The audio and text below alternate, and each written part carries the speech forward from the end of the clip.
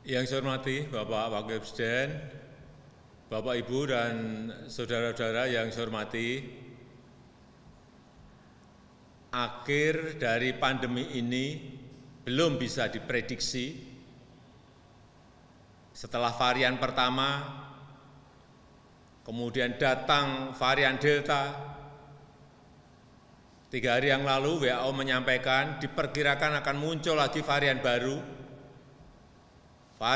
lagi, dan ini akan menyebabkan pandemi bisa lebih panjang dari yang kita perkirakan. Artinya kita butuh ketahanan nafas yang panjang.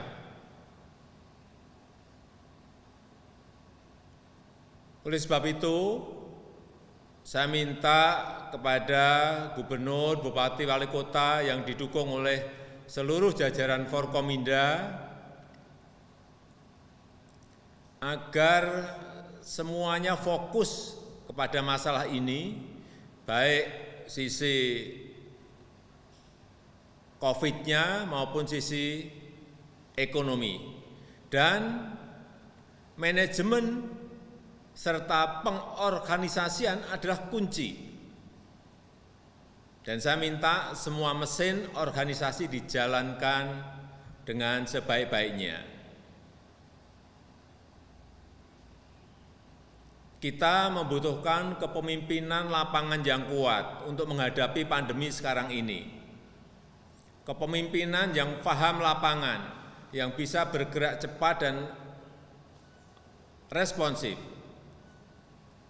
Dan kepemimpinan lapangan ini harus kuat di semua level pemerintahan, dari level atas sampai level kecamatan, tingkat kelurahan dan desa.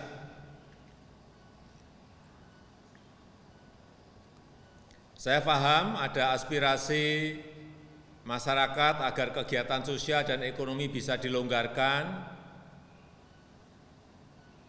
Hal semacam ini bisa dilakukan jika kasus penularan rendah, jika kasus kronis yang masuk ke rumah sakit juga rendah.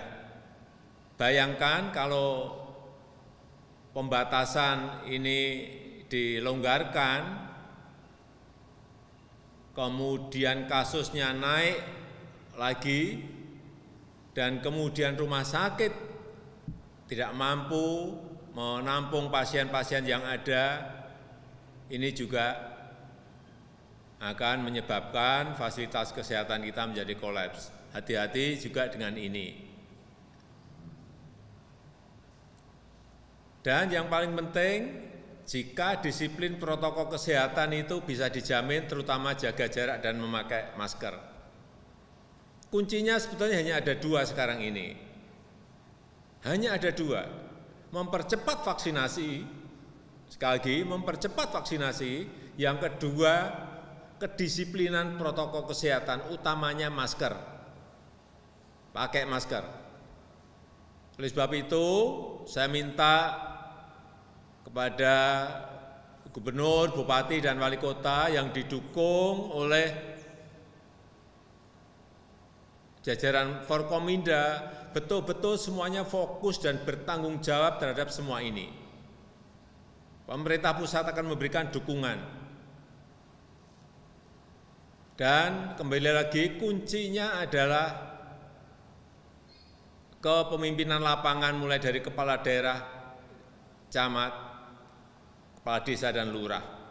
Termasuk di dalamnya ada tokoh-tokoh agama, tokoh-tokoh sosial, dan organisasi sosial, dan keagamaan di tingkat lokal bawah. Beberapa tindakan di lapangan, saya yakin Bapak Ibu juga sudah sangat paham. Pertama adalah tindakan lapangan untuk pencegahan. Disiplinkan masyarakat mengikuti protokol kesehatan untuk memakai masker, jaga jarak, dan tidak berkerumun. Ini kunci.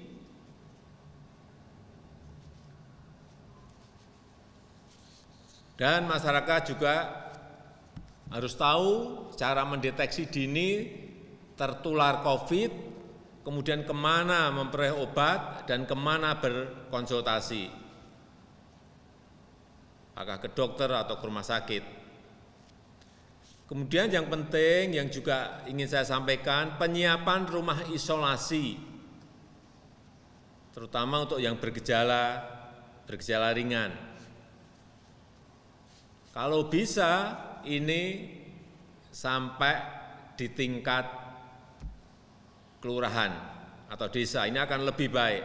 Kalau tidak, paling tidak ada isolasi terpusat di tingkat kecamatan, terutama ini untuk kawasan-kawasan yang padat, utamanya di kota-kota. Ini harus ada, karena cek lapangan yang saya lakukan untuk kawasan-kawasan padat, 3x3 dihuni oleh 4 orang. Saya kira ini kecepatan penularan akan sangat masif kalau itu tidak disiapkan isolasi terpusat di kelurahan itu atau paling tidak di kecamatan. Yang kedua, tindakan protokol pendisiplinan terhadap masyarakat, terutama untuk pasar, pabrik, untuk mal, untuk rumah ibadah, dan lain-lain, benar-benar agar didetailkan aturannya. Kemudian yang ketiga,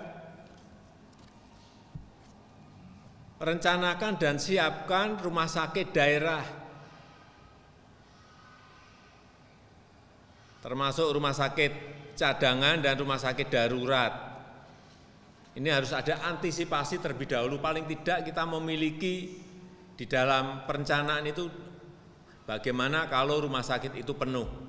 Jangan sudah penuh baru menyiapkan, akan terlambat. Saya minta terutama untuk urusan rumah sakit agar kita semuanya betul-betul cek betul, kontrol lapangan, cek obatnya di rumah sakit, siap atau tidak, untuk berapa hari, untuk berapa minggu, atau untuk berapa bulan. Kontrol dan cek oksigennya, siap enggak untuk berapa hari atau berapa bulan.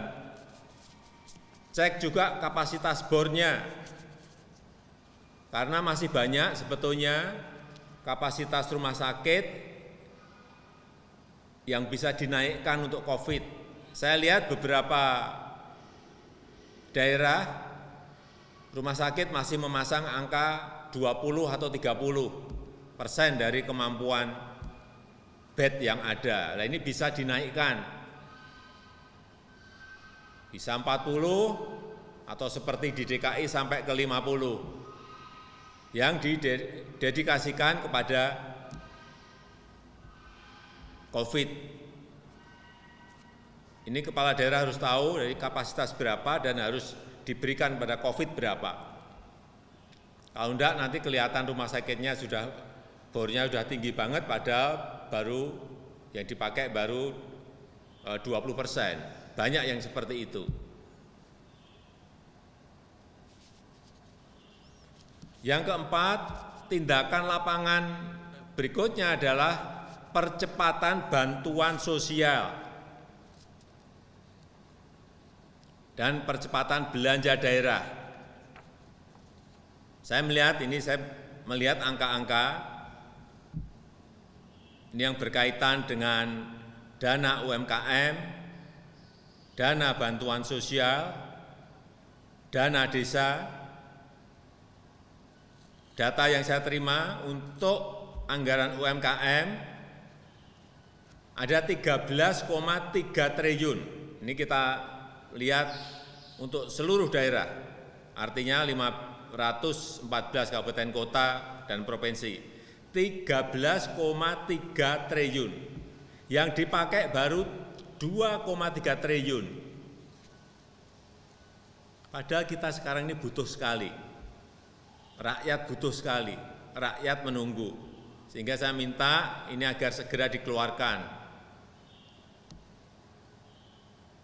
Perlindungan sosial, Perlinsos, Ada anggaran 12, di catatan saya 12,1 triliun.